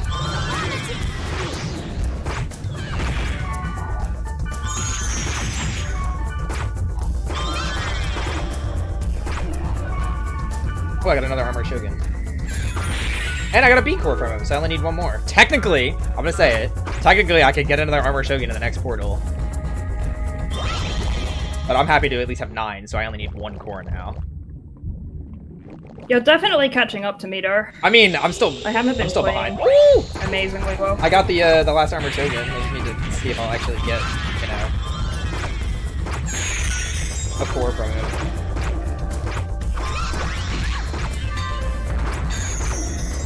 Find out. We got it! Yo, let's go! No level, no core grinding area for me. Skating by on the skin I of our bet teeth. you're probably gonna catch up to me now because my Skeith fights are terrible and yours tend to be very, very good. We'll see. Oh, why? Oh, this is such a terrible portal. Why? Come on, game. We'll see. I did have 2 deaths, remember. So it's gonna be hard for me to catch up. Matt? Huh? I'm This is yeah, okay, so I just got a portal with a mantis, 2 mini-ears, and Moo Wow, Guardian. that's very rough. Moo Guardians are probably some of the worst enemies you can fight, and when they're coupled with Meniers, it's really frustrating. Oh, it was Curse Blades, not Mantis, my bad. I got double Mantis on the first floor, got it. so I got a little bit confused. But, yeah, you don't want to... If you want to see Meniers, you want to see just Meniers. You don't want to see them with anything else.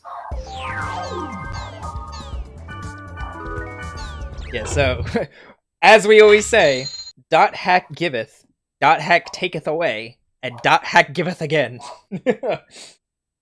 Sometimes you get... Sometimes you get super unlucky with runs, and you get, you know, unfortunate circumstances. But then sometimes you get super lucky. So I'm happy that I at least get to continue the run, and then I'll have to go to the grinding area, which is super important. Black Rose, please, for the love of God, get rid of this paralysis. Thank you. Don't even. Going in, guys. Going in. Yo, here we go. Here we go. What is that? I don't know. Here we go. Aren't we? Welcome to Roy Sings percent. 100% of the time. The hype cannot be contained, okay? Cannot be contained.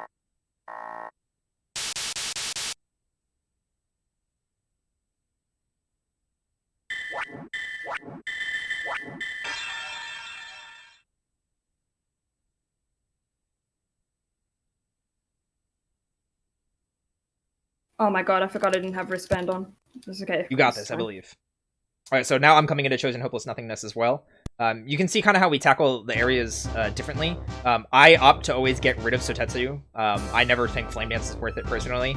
I only ever take Sotetsu if I'm doing very well on money, like I was. But this is what it comes down to.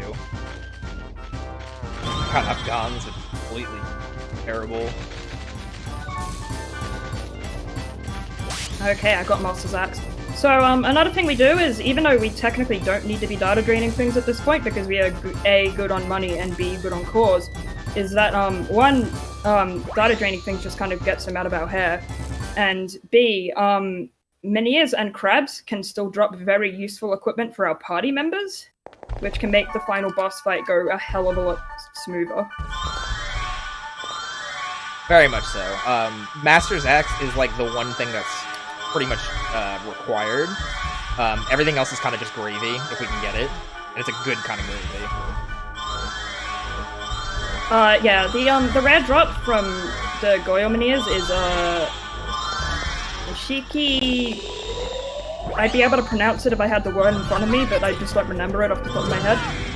It's a ludicrously good weapon for Black Rose because she is still rocking her level 1 broadsword right now. Yeah, her weapon right now in the game is pretty bad. That's why we really want Shiki. It's not required, but it helps a heck of a lot. It saves ridiculous amounts of time on the final boss. But it's a rare drop, so we can never guarantee it'll drop at all, unfortunately.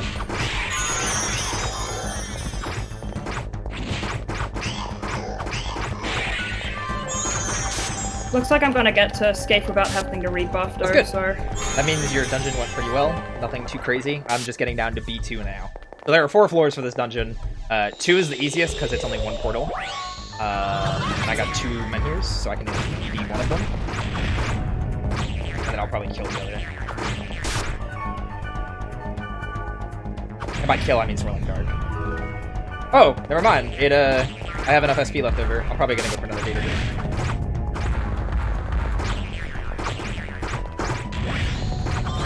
So let's get over here. I forgot to give you the axe. We got a second ghost. Mr. ZX.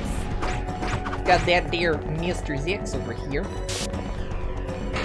So immediately, without even continuing down, I'm gonna give that to Puros. I'm also gonna gift a Shinato to Black Rose that I got earlier and didn't sell. Yeah, okay. This is, on my screen now, this is why Mini is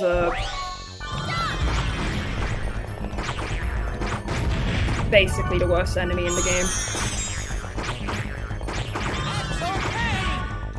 So I'm gonna keep going for Shiki. because Shiki's super helpful. Of course, there's a B core when I didn't absolutely need it.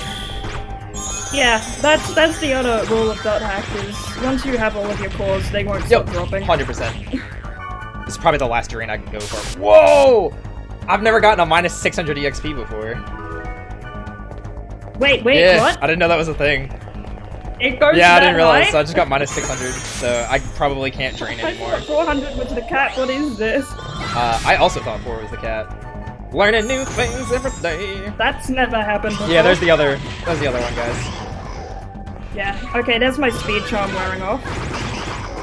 And I've got one portal left, which I should be able to take without having to rebuff.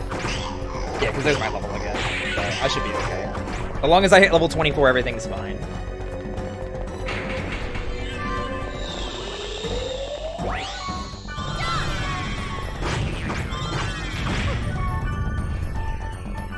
Unfortunately, I got 3 Master's Axes and no Shiki. I'm gonna Swirling Dart. But I'm coming up on Skeith now, so Nice, I wish you the best of luck on your skate fight. hopefully this doesn't go terribly. Okay, so Skeith is...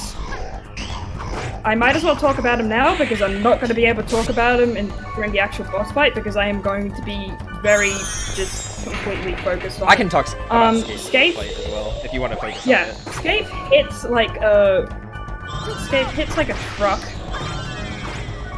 He will 2-shot Kite and will 1-shot him if he is basically not at full HP.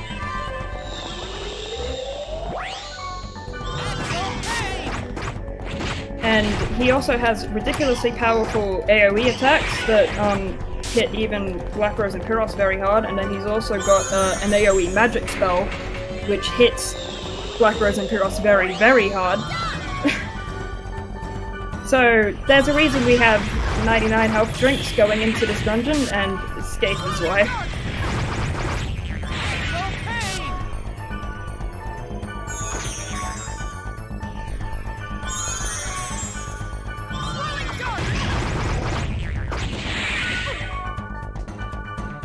Of course I data drink. But I didn't get the rose, that's good. Wow, I've had Modulage cast so many times now. Modulage is one of the worst things you can get from a data drain as well. It's a slow sap to your SP, which is super unfortunate. We like having our SP, it makes fights easier. So far the dungeon's going fairly well for me. I can't see what Synrey's doing with the Skeith fight at the moment, but I would assume that she's doing alright, judging by the fact that I haven't heard her swear or anything just yet. I'm gonna go for Shiki again, but that's gonna be my last attempt for it. Yep, I can't go for it anymore because my infection would be pretty bad. And now we're just gonna try and blast through this dungeon as fast as possible.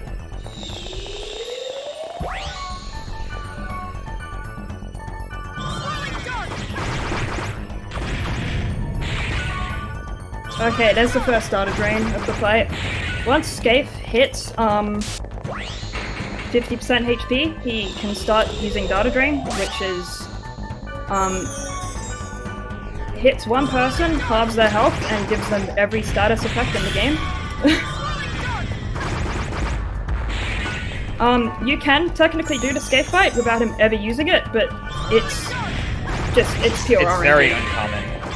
The amount of It's never happened to me, and I've only ever seen it happen to other runners twice.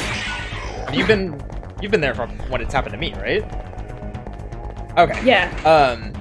The cool thing about it is it almost looks like you hit Skeith out of animation, and he kind of just like freaks out and takes a step back. So my buffs are just starting to wear out, and I'm on the last portal, so that means I at least made good time. And good, there's only one enemy. Portal. Yeah, you made about the same time that I did then. But I did not get Sheik, unfortunately. Skeith especially, he seems very daunting at first, but he's honestly not hard once you learn how to fight him properly. The first phase is the scariest Yeah, thing. there's Well, second phase can be terrifying if you drop Yeah. the strat, because it can be very hard to recover if you lose party members. So, something we do in Skeith Phase 2 is, because of how skills work in this game, you can constantly tell your party members to use skills, and they will basically keep him in place, and because of how his attacks work, he needs to be able to move to initiate an attack. Alright, I've got the data drain off. Nice. And she'll be able to show Ace that finesse in just a second. I'm walking into the Skeith fight now. I'm gonna have to open up with a magic skill usage though, just to make sure he stays. Ah, no, please don't do this to me now. So Kite's dead. They're not getting me up. Okay. He should be fine. So far, so Like, good just for me. heal. Going for the ground slam. I am having issues.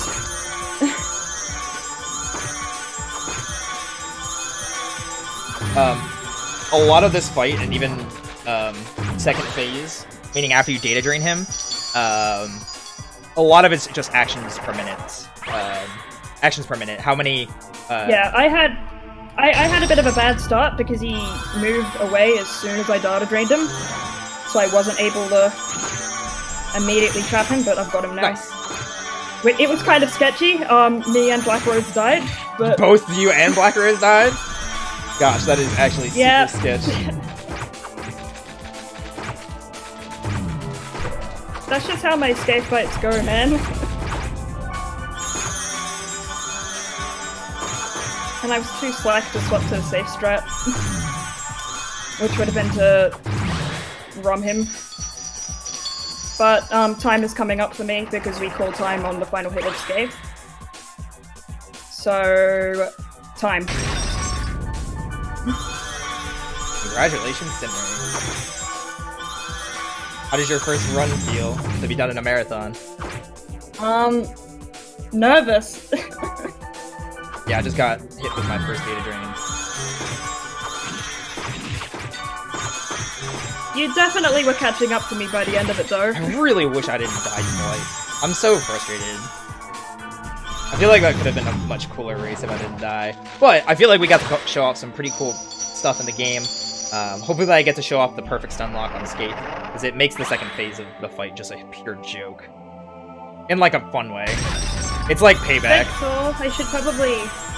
I don't have the... I've got chat up, but I don't have the stream up. What was my time?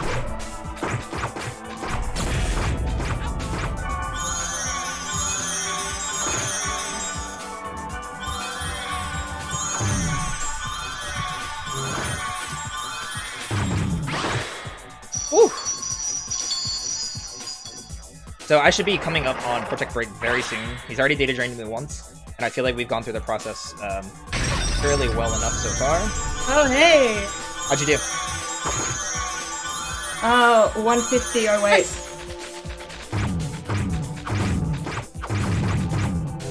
I blame nerves, but on the whole, that was pretty alright. So, on the actual proper, like, leaderboard ladder, I'm currently third with a 142.47, I think? Or is it? I don't remember the exact number of seconds. Roy here is the world record holder with, 130... Is it 138? Yeah. For some reason, they did not use skills in ground slam on me. So I didn't even get to show off perfect. That's super frustrating. But they got me up, so that's fine. Yeah. Oh, I'm fine, don't worry. yeah, Skeith is... If Skeith decides that he doesn't want to be locked in, he will not be locked in. Yeah, that's kind of, unfortunately, things that happen in the run. I'll talk about... I think what happens is he... Yeah, I think what happens is he kind of cues in his little teleport thing right before the data drain goes off, and it still goes off, so he moves, you know, very far away very quickly, and he is far scarier in this phase than he is in his first phase if you let him get out of the chain. But once he's in, it's just a matter of making sure your party member's SP stays up and that you keep telling them to use skills, because that resets their skill cooldown timer. And time is coming for me now. I mean, stream delay, you're a little bit Yeah. behind, but... It's fine. Oh. It's fine. But yeah, that's Dot Hack Infection. We both had really sketchy Skeith fights. Yeah, usually they're not that sketchy. Skeith is super interesting. It's actually one of my favorite fights in the game. You just get to see how the fight unfolds, especially in phase 2. Skeith is, yeah, hands down the funnest fight in the Yeah, whole game. and it also showcases how important quick hits are, as well as the importance of skill locking, and teaches you a bunch of mechanics that you might otherwise overlook throughout the rest of the run. But thank you guys so much for having us. I hope you enjoyed watching. And if you have any questions about playing the game, starting runs, learning anything like that, we do have guides. We have plenty of people in the community. Please, please, please come and chat with us. We're a bunch of friendly folk that just want to see this game thrive and expand and have fun. And smile, of course. Oh, hey, look, I can get my in-game time. There you go. How very exciting. Yeah, usually with the leaderboards, we use both in-game and real time. Yeah. We let the credits play out and get in-game time as well, and, I mean, it wasn't a PB, so I don't really care that much, but... Well, either way, thanks again, guys, for having us. I hope you enjoyed. Yeah, thanks a bunch. I think that It was a lot of I think fun. that pretty much does it for us. Unless there's something else anybody else would like to say.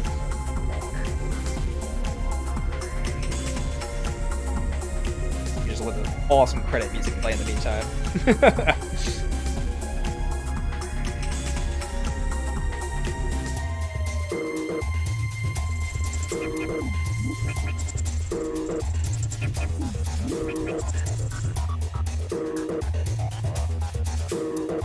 And I could, like, bring up the news. Bring up the news. No.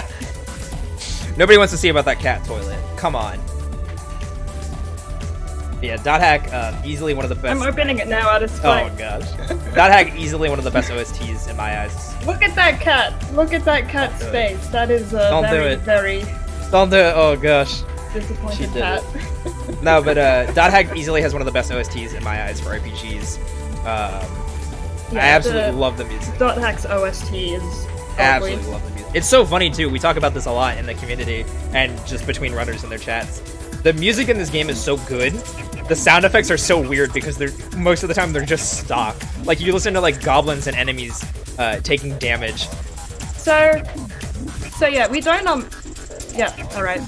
High Spirits is telling us to wrap Right, it up, but he missed the O in your Yeah, sure. name. So I don't know who he pinged, but he pinged No someone. worries. Yeah, thank you once again, everybody. Alright. Come say hi to us in the Dot Hack Discord. You can reach me on Twitch at twitch.tv/Royzoga. Synrey, where they can find you. Twitch TV/Synrey. And come join the Dot Hack Speedrun Discord. It's an awesome place. Hope you guys have a more phenomenal night. Oh my gosh. See yous.